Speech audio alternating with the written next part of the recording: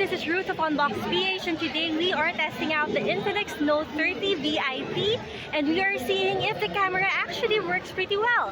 I am here at Singapore for the D-Day concert. Meanwhile,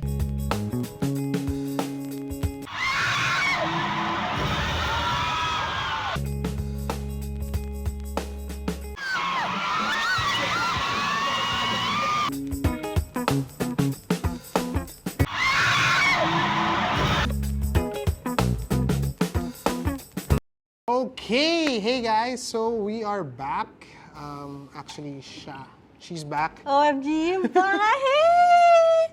Nag-costume pa ako today. I'm wearing my BTS t-shirt. Wow. Kasi may hangover pa din ako. But Yoongi was amazing. Wala siyang pores, guys. Sobrang lapit niya. Dito lang siya. Nahawakan Nanonood mo? ng concert. Hindi ako nasabuyan ng water. Sayang pa. Ko yun. Handa na ako. Kasi ano yung costume mo? May suot ka pa special eh. Meron ako suot na veil. And meron ako suot na casual wedding dress. Kasi merong saying sa mga BTS fans, Yoongi, marry me. And so get ready na. Sinisigaw ko kay Yoongi yun. Yoongi, marry me! How was your experience sa paggamit ng phone na to? In fairness, kaya naman niya mag-focus. Medyo nahihirapan lang siya mag-focus kapag ito 2x zoom mo siya. Pero not bad pa din. Kita pa din yung maganda niyang face without the pores. Buong-buo yung pagdilig ko.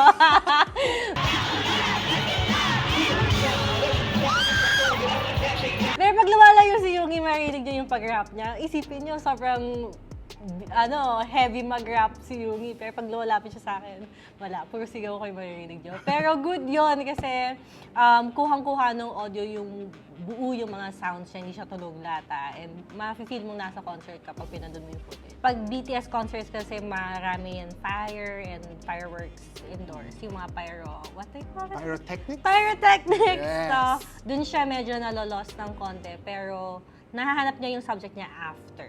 Doon siya na medyo nagkakaroon ng lag. It actually surprised me na kinaya niya yung concert. Kasi parang since it's a concert, galaw ka ng galaw, you're jumping, and ang dami sumisigaw sa tabi mo. So, it performed really well because I was able to get a lot of footage. Yeah, and ako personally, I stayed again here in Manila, but I was able to go to Tagaytay for a quick trip. Outdoors naman, well-lit scenarios. And I would pretty much say that the photos that I was able to take was really great in quality naman. Overall, it was pretty up there or pretty good in terms of the vibrancy. Medyo oversaturated lang siya at times or over-sharpened. In my case, it just felt a bit like it went through post-production na well-edited na siya. Parang if you look at it in real life, hindi naman ganun ka-vibrant per se yung clouds and whatnot. Now, that's not necessarily a bad thing. Dependent yan on what you like as a user.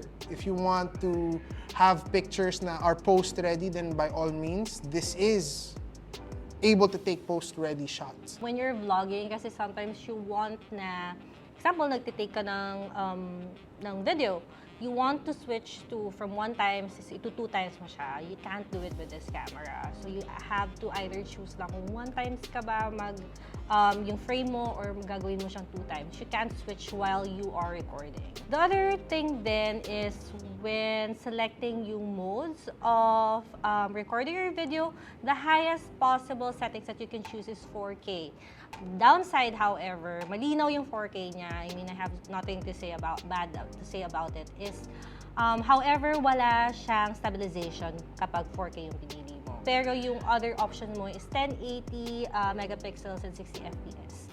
That is the highest possible settings that you could get to have stabilization. Oh, okay. And the stabilization is really good. Yun yung masasabi ko. Even though magpaikot-ikot ka sa Gardens by the Bay, maganda yung shots na makukuha mo with the stabilization of this camera. So kahit pasmado ka, kahit shaky na yung ano mo. So I guess it's just a toss between kung ano yung ipaprioritize mo. Do you want your shots to be stable or do you want them to be like super linaw into 4K? When it comes to the cameras, you also have to adjust your expectations when it comes to the ultra-wide camera, which this phone doesn't have. So yung mga Gen Zers out there Wala lang yung 0.5 shots. Okay, now down to one of the features that I personally wanted to test out, because this is one thing that Infinix is pushing out regarding this model or variant, the battery and the charging capabilities of this phone. This phone actually surprised me a lot in terms of its battery. So this phone was unplugged the entire time naka-Waze ako.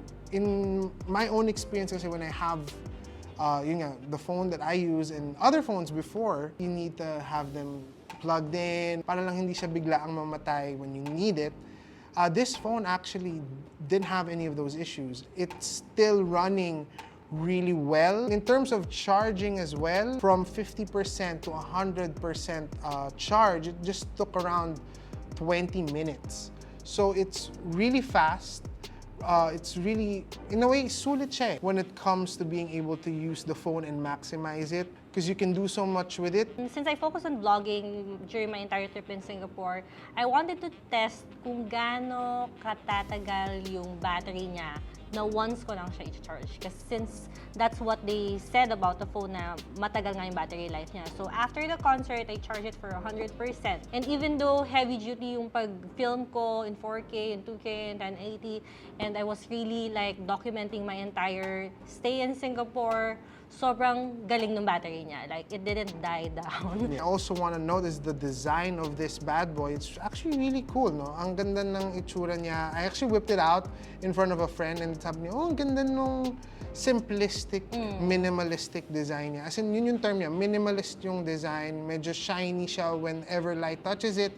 And I think that was something that attracted me all the more. And hindi siya dakaw sa fingerprints. Hindi siya, yes. Actually, may onting smudges but it's not fingerprints. And ang dali niya linisin, ang dali niya i-maintain. The display is also nice and bright. When I was using it for Waze, kahit matirik yung araw, I was able to see everything. Even, you know, bright lighting conditions, yung direct sunlight, the brightness of this phone is nice. Despite there being a bit of caveats here and there, like we mentioned sa camera, it's still a pretty great phone to have.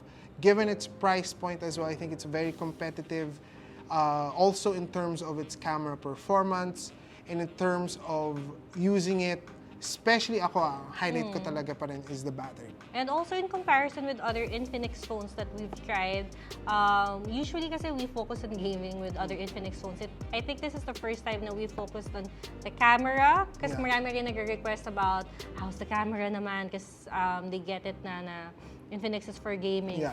Pero with the battery life of this phone, I think kayang-kaya niya yung gaming when it comes to gaming na pangmatagalan. You can check out our video on the Infinix Note 35G as well.